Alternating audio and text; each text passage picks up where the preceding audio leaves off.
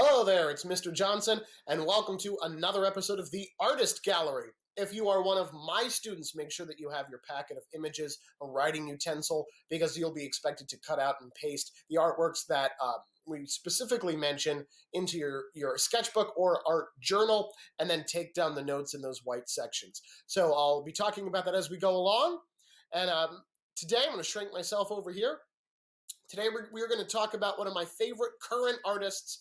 I think he's absolutely incredible. And this is a Brazilian artist. Oh, didn't mean to do that. This is a Brazilian artist named Vik Muniz. Vik Muniz is a modern current artist who's a sculptor and a photographer. He was born December 20th, 1961 in Sao Paulo, Brazil. And he works mainly with found objects and unusual art materials. So he's initially started out as a sculptor in his artwork, and the actual artworks that you'd see on display are generally photographs of the works that he makes in his studio. And he does his own photography, and then you go and see the photos, and well, as you can see on the screen, the artworks are made out of some very odd materials, which is the reason why you're looking at photographs whenever you look at his work, even in a gallery or a museum, because the originals do not last very long.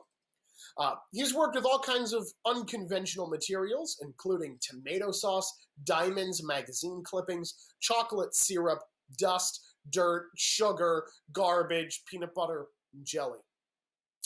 In his works of art, he references old masters' paintings and celebrity portraits, among other things. His work has been met with both commercial success and critical acclaim and has been exhibited worldwide. So at the age of 18, Muniz got his first job working in the advertising industry in Brazil, redesigning billboards, and he was hoping to get into some kind of creative field. He thought he would become an illustrator or something like that. Now, while on his way to his first black tie gala, he witnessed and attempted to break up a street fight where he was accidentally shot in the leg by one of the brawlers. He was paid off by the shooter to not press charges, and he used that money that he was paid to travel to Chicago in the U.S. in 1983. When he got to Chicago, he worked at a local supermarket cleaning the parking lot while he went to night school to study English. The ironic part is during that English class, he learned Polish, Italian, Spanish, and Korean, but did not improve his English much. Later, he attended culinary and carpentry classes where he learned the majority of his English. So in his artwork, he reworks popular imagery, often from art history or certain cultural events. He says he does not believe in originals, but rather believes in individuality. He works to repurpose themes and showcases them in a different light for the viewer. So we're going to let him talk about some of his art right here.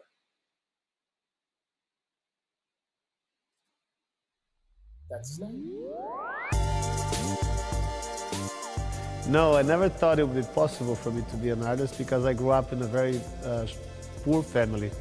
You know, when I always drew a lot when I was a kid, but my biggest aspirations was to be like to work as an illustrator in a magazine or in a newspaper, you know, never an artist. When I decided to, become an artist, I was already 27, 28 years old.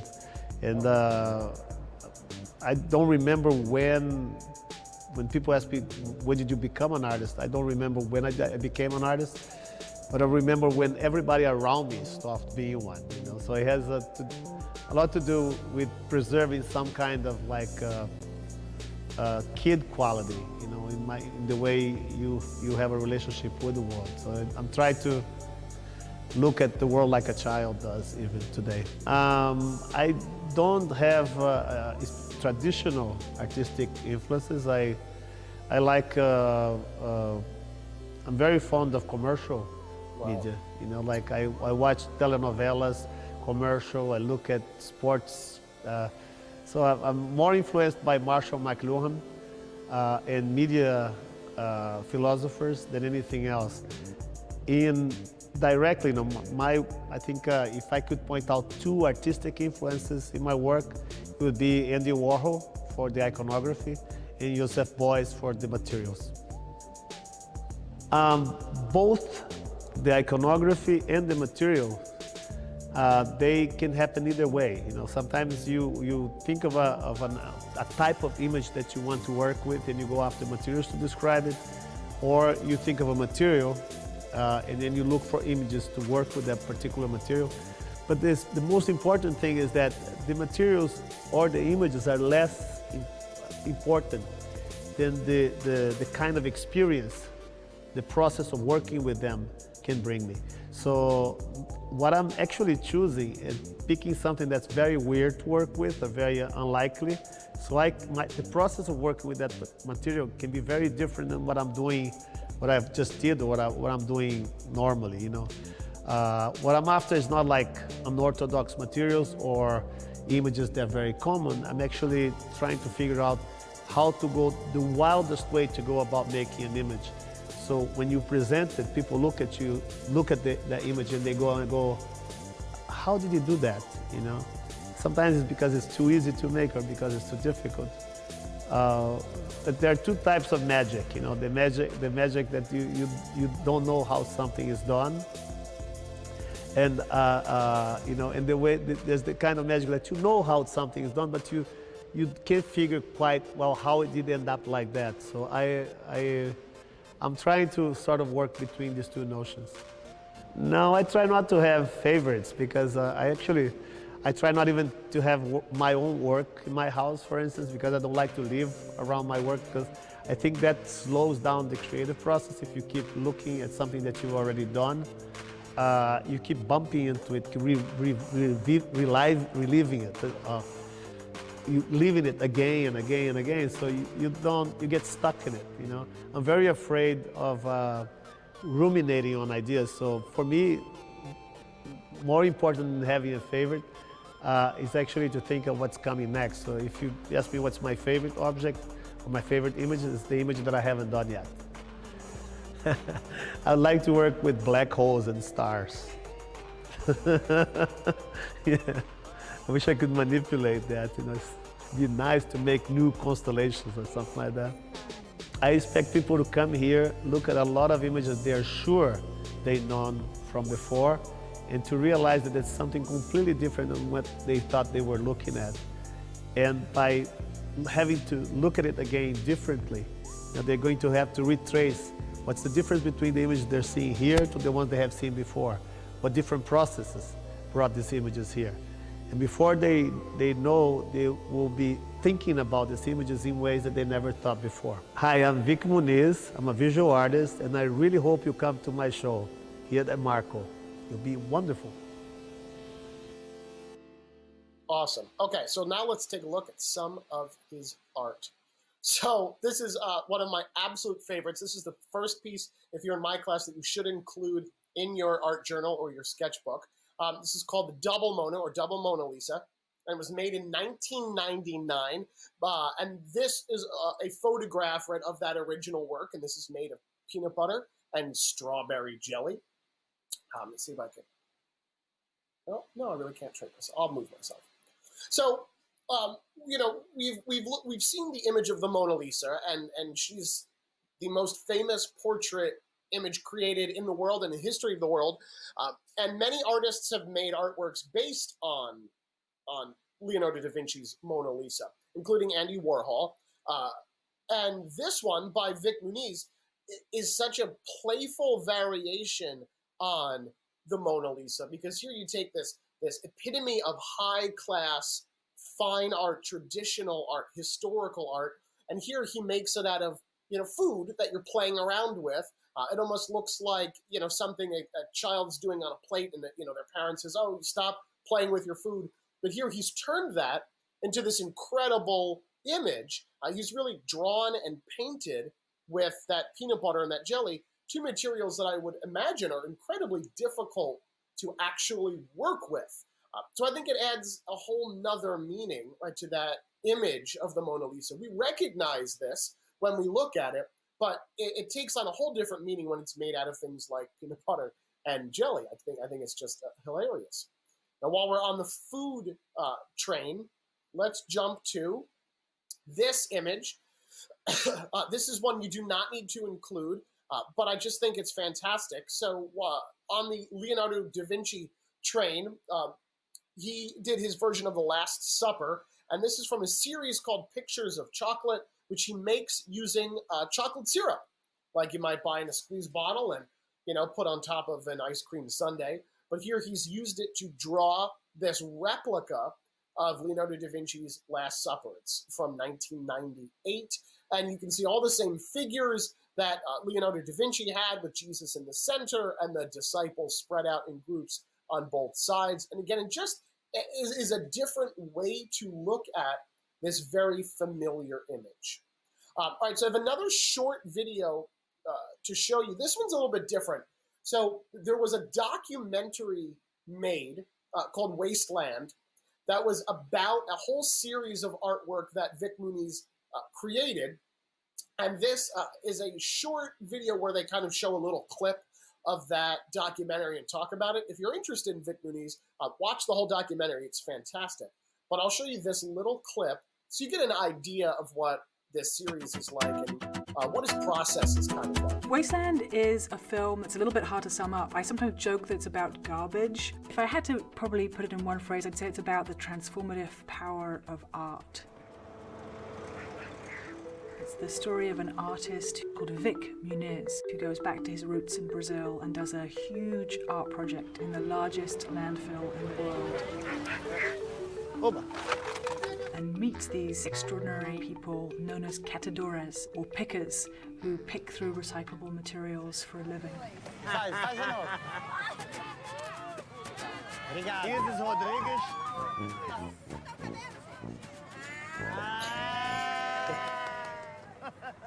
The mood is really jovial. They're having a good time, which is not what I expected. O momento onde uma coisa se transforma em outra é o momento mais bonito, entendeu? Onde uma combinação de sons se transforma numa música. Isso em tudo. E aquele momento é um momento mágico mesmo. Vik, his process is he takes photographs and then he projects that photograph on the floor from 3 stories up in a warehouse the size of a football field, and then everyone arranges the garbage over. They work at night in the dark, and he collaborates with the people that he's making the portraits of.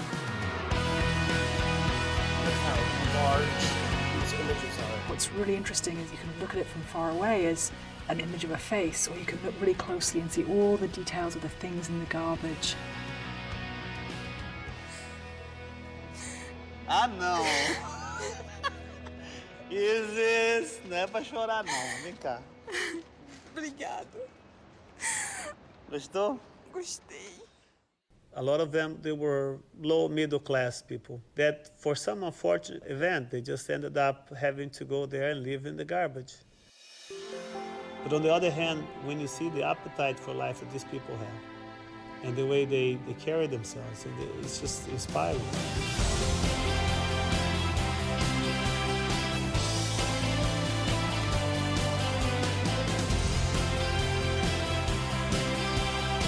The whole video is amazing, so if you get a chance to watch it, if you're interested in art of this process. It's a real honor and privilege to sort of introduce audiences to these people that I don't think they're ever gonna forget.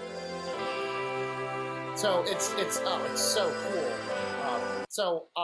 Here is one of those images. And so as you saw in that little clip of the documentary, Vik Muniz traveled back to Brazil and went to the largest landfill in the world and met the group of people that lived there and rummaged through the garbage there in that landfill. And he took photographs of them in the poses of famous artworks or of figures from mythology or history. So he takes those kind of traditional looking poses and compositions. He uses the local people, right, that are right from that area, and then projects that image onto a garage floor. And these are huge artworks. And then he works with the people that are actually, in the photograph to lay out the garbage to make this design. So these are actually made out of trash, right? Made out of garbage. They're huge. They'll make one. He'll photograph it from above, and then they sweep it all away and make another one. So it's this amazingly interesting, complex kind of visual narrative that he's created. There's a story here, right? This one called Atlas, which is one you should include in your sketchbook. This is a real man from Brazil that he's photographed. And then if you look through it, there are all kinds of individual things in here. You can see this yellow basket right here, right? And a blue pail. And there are sleeping bags, and there are plastic bags, and there are boxes and crates and old TVs and rugs that have been thrown away, and just all sorts of things that make up this color. And if you really stand back from it and you kind of squint your eyes at it, you just see an image of the man. So Atlas, right, is the mythological figure that held the earth. It's from Greek mythology. So that's what they're showing here. And even with the trash making up the earth in this whole top section, really it kind of has a social comment on the amount of garbage that we as a civilization produce. I just think it's absolutely incredible, and I would never even think to create an artwork that way using the garbage.